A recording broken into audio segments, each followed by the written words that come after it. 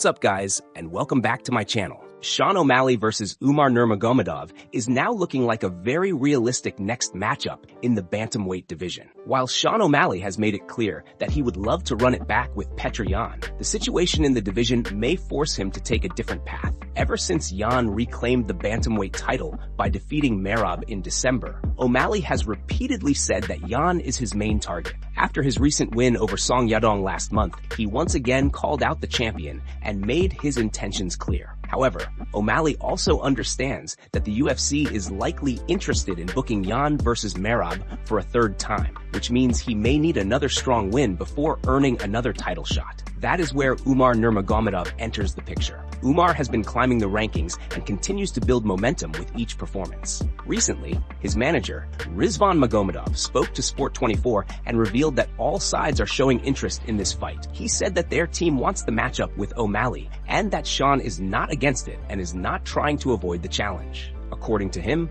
the fight makes logical sense. Even though nothing has been officially confirmed yet, there are no signed contracts and no dates announced, but everything appears to be moving in that direction.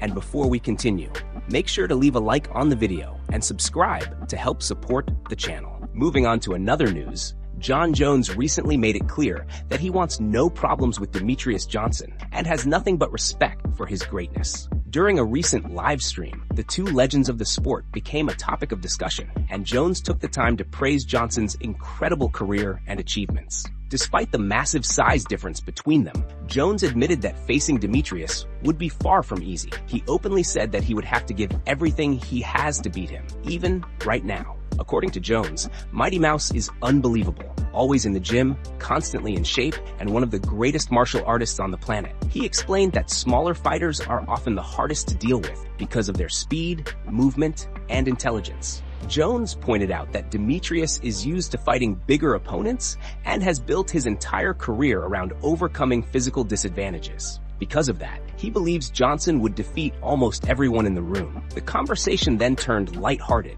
with jokes about whether Demetrious could beat much larger athletes like Dwight Howard. Jones laughed and said size would not matter, claiming that Mighty Mouse would still find a way to win. As the stream continued, the mood stayed positive, with Jones calling both of them true goats of mixed martial arts. He ended the moment by greeting Johnson warmly and showing nothing but mutual respect between two of the sport's all-time greats. Moving on to another news. Khabib has finally addressed the long-running story about his supposed tension with Quinton Rampage Jackson. For years, Rampage has claimed that Khabib blocked him on social media, suggesting that his outspoken personality may have been the reason behind it. The story has continued to resurface from time to time, keeping fans curious about what really happened between the two former champions. Recently, during an interview with a Russian outlet, Rampage once again spoke about the situation and shared his side of the story. He confirmed that he is still not unblocked and said that Khabib never reversed the decision. When asked if he would ever bring it up in person, Rampage explained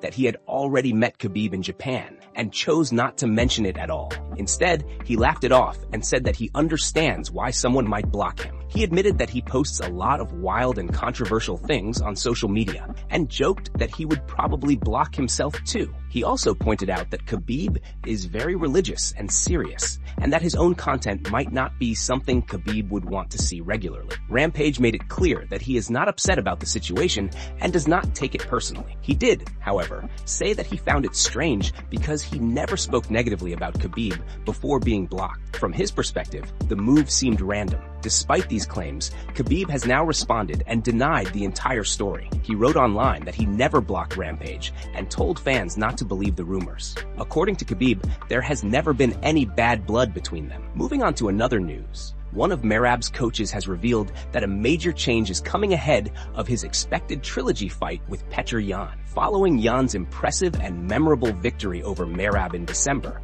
many fans believe that a third fight between the two could play out in a similar way. However, Merab's team strongly disagrees and feels confident that adjustments will make a big difference. Merab's loss surprised a lot of people, especially since he had previously cruised to a dominant decision win over Jan in their first meeting back in 2023. While there is still no official date for their next matchup, most insiders believe that the trilogy is only a matter of time. Recently, Merab's coach, Jon Jones, spoke in an interview and shared his thoughts on what went wrong and what will change. He explained that there are definitely adjustments to make and admitted that some things were overlooked during the last camp. He also mentioned that there were several behind-the-scenes issues leading up to the fight that forced them to prepare differently than usual. According to Wood, those problems are now being addressed, and he is confident they can fix them. He believes that with just a few small tweaks, the team can get Merab back on track. He also praised Merab's work ethic, saying that if you ask him to do something, he will always go out and do it without hesitation. Wood went on to explain that in the last camp, they may have focused too much on trying to finish opponents. The team had been emphasizing knockouts and submissions,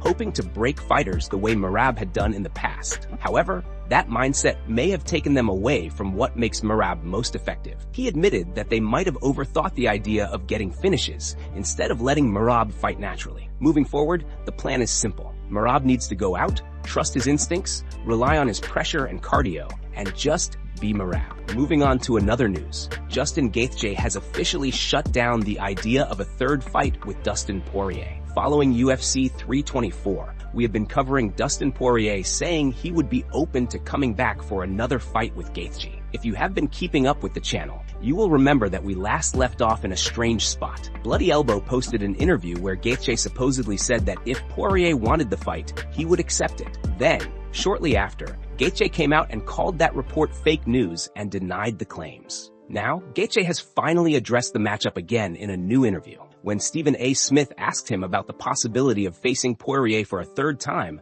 Gaethje made it clear that he is not interested. He said no and repeated that he is focused only on fighting for the championship. He explained that for him, the biggest fight in the world is competing for the undisputed gold belt. In his words, nothing else excites him at this stage of his career. However, Gaethje did admit there is one exception. He said that if the UFC came to him and offered a fight against Conor on a White House card, he would at least think about it. Still, his main priority remains the title, and everything else comes second. No one should be surprised by this mindset. Gaethje is now 37 years old, and this is likely his last real opportunity to win an undisputed UFC championship. He has already stated that he plans to retire by mid-2027, which makes every remaining fight extremely important for his legacy. In the same interview, Gaethje also spoke about how a potential fight with Ilia might unfold. He said that with how unpredictable the sport is, and with the power and skills he possesses, he truly believes he could knock Ilia out on the White House lawn.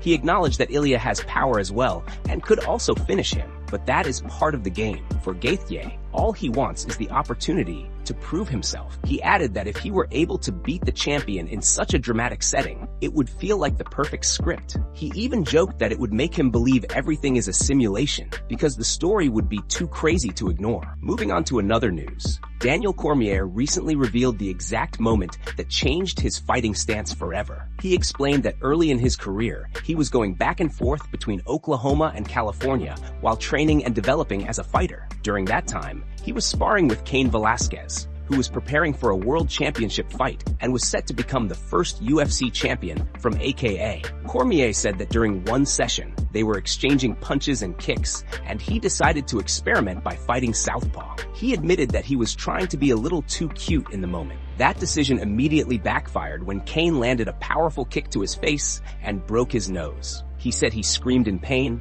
turned away, grabbed the ropes, and begged for the sparring to stop. In that moment, he realized that if Cain had wanted to, he could have finished him easily. That experience was a wake-up call. From that day forward, Cormier never again fought with his right leg forward. He also decided to move to California full-time and fully commit to his training. He said it became an obsession, and that mindset helped shape his entire career. Moving on to another news, Dustin Poirier has been going after Conor McGregor on X today. He started by reposting a clip saying Conor tried a karate stance against him just to get destroyed even worse. Dustin wrote, "Beat his bum ass. Felt so nice, I did it twice." A fan replied, you beat him once. That trilogy fight was neck and neck before Conor folded his leg back like a lawn chair. Dustin fired back, definitely not neck and neck. I was punishing him. Other fans questioned his belts and his grappling style, and Dustin responded with confidence, asserting his record and pointing out who initiated the grappling, showing he is still sharp and unbothered by critics. Moving on to another news,